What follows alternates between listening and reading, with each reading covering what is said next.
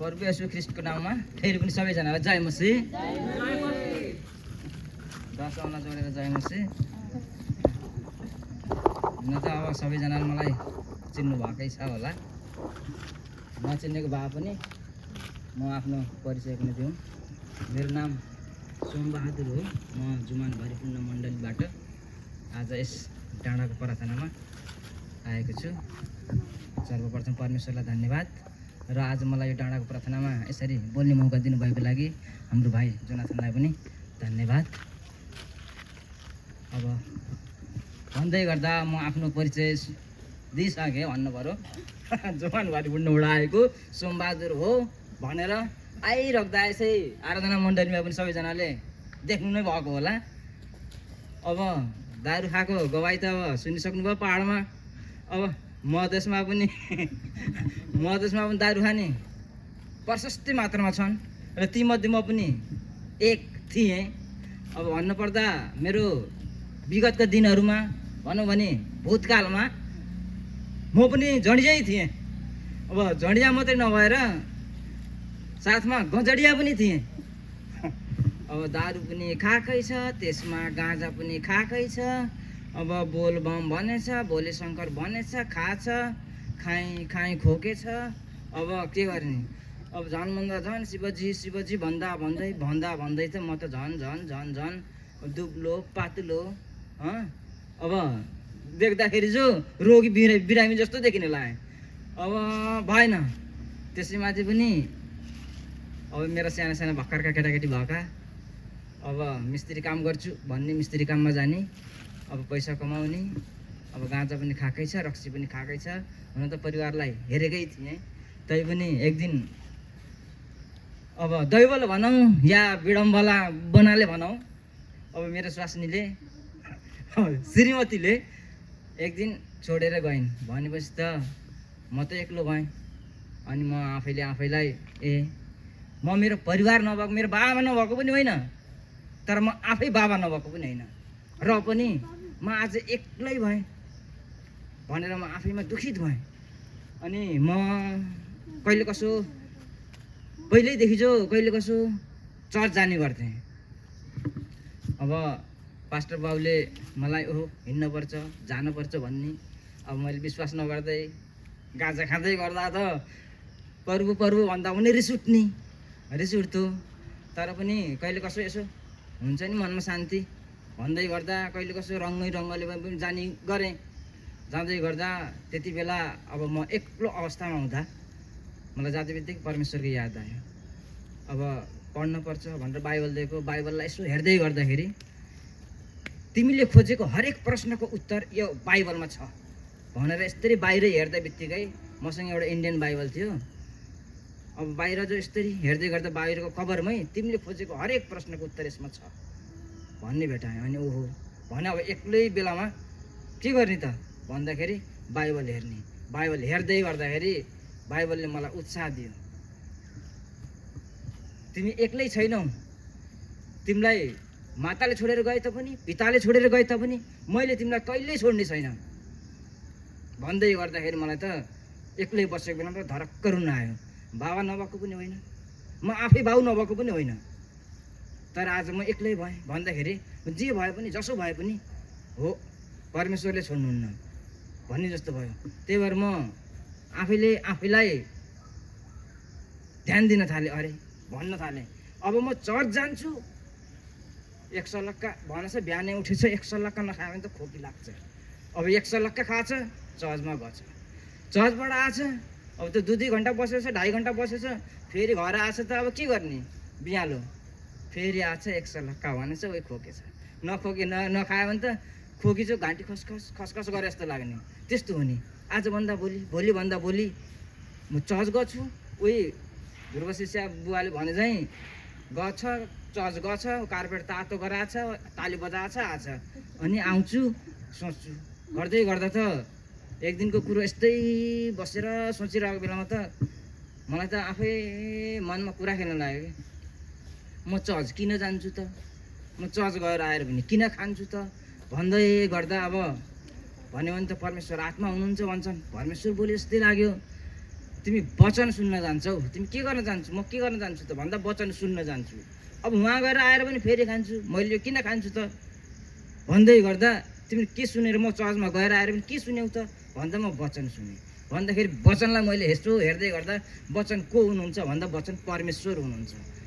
पुस्तकमा हेर्दै गर्दा आदिमा परमेश्वर हुनुहुन्थ्यो र परमेश्वर नै वचन हुनुहुन्थ्यो भन्दै गर्दा त परमेश्वर नै वचन हुनुहुँदैछ। गर्दाखेरि आज मैले यो वचनले गर्दाखेरि वचनै हेर्दै गर्दाखेरि तिमी सबै कुरामा, तिम्रो रहन सहनमा सबै कुरामा तिमी पवित्र हौ, किनकि म पवित्र छु भन्दै गर्दा यी कुराहरू खान हुने होइन रहेछ भन्ने जस्तो भयो। गर्दा मैले आफैलाई नम्र तुल्याएँ अनि आफैलाई यो खान हुने हुन्छ, यो असल कुरा होइन रहेछ भनेर मैले आज छोडिदिएँ। आजभन्दा भोलि नखाँदै गर्दा, अब पहिला खाँदै गर्दा मसँग साथीहरू पनि आउने हो, के छ कसो छ भन्ने, यो साथीसँग भेटेछ पनि खान्छ, अर्को साथीसँग भेटेछ पनि खान्छ। खाँदै खाँदै खाँदै खाँदै अब शरीरै अब बिरामी जस्तो हुन लागेको थियो। गर्दै गर्दा अब मैले ल खान्न भनेर छोडिदिँदै गर्दा आज खान्न भोलि खान्न गर्दै गर्दा त्यही साथीहरूले ओ यसले त खान छोडिदिएछ, ओ त्यसले त खान छोडिदिएछ, यसले त खान्न त्यसले त खान्न गर्दै आफ्नै कानले जो यो असल कुराहरू, यो गवाईहरू, आफ्नो गवाई अर्काले भनिदिँदाखेरि मलाई अझै आनन्द। आजभन्दा भोलि, भोलिभन्दा भोलि म अझै छोड्न जानमा सफल भएँ। म यसरी गर्दै गर्दै आज यो जे छ जस्तो छ यो मेरो शरीर यो परमेश्वरको देन हो। अनि मलाई आज यो स्थितिमा ल्याउनको लागि, मलाई यो परमेश्वरलाई चिनाउनको लागि, परमेश्वरको बाटोमा हिँडाउनको लागि मेरो पास्टर बुवाले पनि मलाई धेरै सहायता गर्नुभयो र आज मलाई सुनाउनु भयो, वचन सुनाउनु भयो, हिँड्नुपर्छ भन्नुभयो। अब भन्नु कुरा, वचन सुनाउने कुरा उहाँको हो, तर सुन्ने र मान्ने कुरा मेरो। अब भन्दै गर्दा, वचन भन्दै गर्दा सालभरि भयो, 2 साल भयो, 5 साल भयो, जीवनमा परिवर्तन आएन। परिवर्तन नआउनु भनेको यो आफूमाथिको निर्भर हो। वचन जसले सुन्छ र आज्ञा पालन गर्छ ती मेरा हुन् भनेर परमेश्वरको वचनले भन्छन्। अब वचन नै परमेश्वर हुनुहुन्छ भनेपछि हामीले वचन लेख्दा, वचन खाँदा अथवा वचनको हिसाबले चल्दाखेरि हाम्रो जीवन परिवर्तन छ। जहाँ वचन छ त्यहाँ जीवन छ। गर्दाखेरि आज यो जस्तो छ, जे छु जस्तो छु, 2-2टा छोराछोरी छन्। आज सानसाना हुँदाखेरि 5 वर्षको 8 वर्षको हुँदाखेरि छोडेर गएका हुन्। अब मैले दारू खाने, अब के गर्ने? बाबाआमाले हुँदै, बाबाआमा हुँदै बाबाआमाले ए बाबु तैँले के गर्छस्? तैँले केटाकेटीलाई पढाउँछस् कि काममा जान्छस् कि? हामी जिउँदो हुँदैछौँ त हामीले हेरिदिन्छौँ कुनि भने। अब के गर्ने, कसो गर्ने? अब टेन्सन भन्दा भन्दै चिन्ता। अब चिन्ताले त एउटा सेतो बाल्ला पनि कालो गराउन सक्दैन भनेर भन्छ वचनले त। अब के गर्ने भन्ने? अब बाबाआमाको घरमा छोडिदिएछु, घर आएको छु, दारू खाछु, टेन्सन छ भनेछ दारू खाछु, ए भएन, शरीर त थरथर काप्ने हुनु लाग्यो।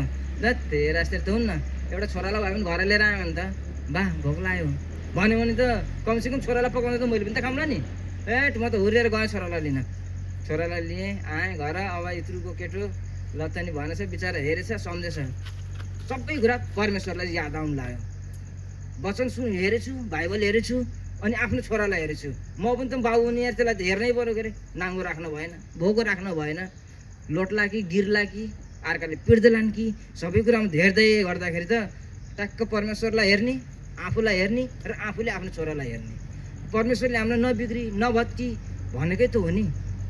मैले यो छोरालाई मैले बाबु यस्तो नगर त्यस्तो नगर भन्दा भन्दै पनि यसले गर्छ। जहाँ नजा भनेको ठाउँमा जान्छ, नगर भनेको कुरा गर्छ र त मैले यति माया गर्छु। अझ यसलाई मैले बाबु यो गर त्यो गर भन्दाखेरि गर्छ, मैले भनेको मान्छ भने त यसलाई मैले कति गर्छु भन्ने जस्तै भयो। त्यही भएर आज हामी जुन यो हालतमा छौँ नि, यो सुरुमै हाम्रो बाउ बाजे पुर्खाले गरेको कारणले आज हामी यस्तो छौँ।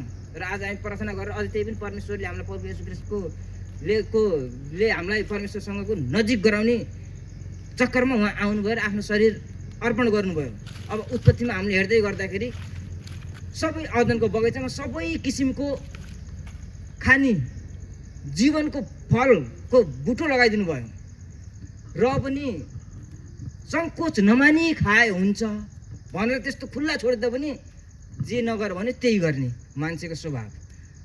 त्यो खराब र असल र खराबको ज्ञान दिने बुटोको फल नखाऊ है, अरू सबै बुटोको फल सङ्कोच नमानिकन खाए हुन्छ भन्दा भन्दै ओ आफै परमेश्वर जस्तो परमेश्वरको सृष्टिमा नर र नारीलाई परमेश्वरको सृष्टि गर्नुभयो आफ्नै स्वरूपमा आफ्नै प्रतिरूपमा बनाउनु भयो। त्यही पनि एउटा शैतानले आएर तिमी त परमेश्वर जस्तै हुने छौ भनेर लगाएर गएर ज्ञान र बुद्धि, असल र खराबको ज्ञान र बुद्धिको फल खाइदिएर आज हामीले जीवन पाउन सकेनौँ। पापले छोयो, पापले घेर्यो, अनि पाप सारा संसारभरि पाप आयो, पाप सारा संसारभरि फैलियो, त्यसले मृत्यु ल्यायो र आज हामी मर्ने स्थितिमा गयौँ। गर्दाखेरि हामी जे छौँ जस्तो छौँ यो धर्मशास्त्र बाइबल, यो अब धर्मशास्त्र धर्ममा ल्याइदिएको रहेछ, नत्र यो धर्मशास्त्र होइन यो ख्रिस्ट शास्त्र रहेछ क्या यो किताब, पवित्र ख्रिस्ट शास्त्र रहेछ। अब ख्रिस्टलाई धर्ममा ल्याइदिएर यो धर्मशास्त्र भइदिएको रहेछ क्या। गर्दाखेरि अब जे छ जस्तो छ यो वचन परमेश्वरको वचन हो, यो मलाई भनेको उसलाई होइन मलाई भनेको भनेर भन्दा हुँदो रहेछ। अब हामीलाई परमेश्वरले हामी पापी थियौँ भन्नुभन्दा म पापी थिएँ भन्यो भने यो मलाई हो, हामी भनेको सबैलाई हो, मलाई मात्रै भएको भए पो, मैले मात्रै गरेको भए पो भन्ने हुँदो रहेछ। अब यो स्कुलमै हेर्ने हो भने ल है सबैले घोकेर आऊ है, सबैले लेखेर आऊ है भन्दाखेरि एकजनाले मात्रै नलेख्यो भने त त्यत्रो आफ्नो साथीहरूको बिचमा ल तिमी उठ, तिमीले किन नगरेको, तिमीले पिटाइ खाऊ, तिमीले पिटाइ खानु पर्यो, मुर्गा बन भन्दाखेरि त त्यत्रो धेरैजनाको बिचमा एकजनालाई त शर्मनी भयो। तर त्यसैमा 2-4 जना 5-6 जना भइदियो भने त म मात्रै होइन के अरे, त्यो पनि हो। अझै मलाई त लौरोले यस्तो हानेको, मलाई त्यस्तो छक्काइदिएको, त्यसलाई त कस्तो जोडसँग हानेको, हाँसिदिन्छन्। अब त्यस्तो छ। गर्दाखेरि परमेश्वरको वचनले हामीलाई धेरै कुराहरू सिकाउँछ, यो गर्न हुन्छ, त्यो गर्न हुन्छ, यो गर्न हुन्न भन्ने कुराहरू सिकाउँछ। आज मैले यो जीवन पाएको छु, परमेश्वरको अनुग्रहले पाएको छु र मैले परमेश्वरलाई पनि धन्यवाद भन्दछु अनि मेरो पास्टर बाबुलाई पनि धन्यवाद भन्दछु। अब सबै कुरा यही हो के अरे, संसारै यस्तै छ। अब यही संसारमा हामी पनि छौँ।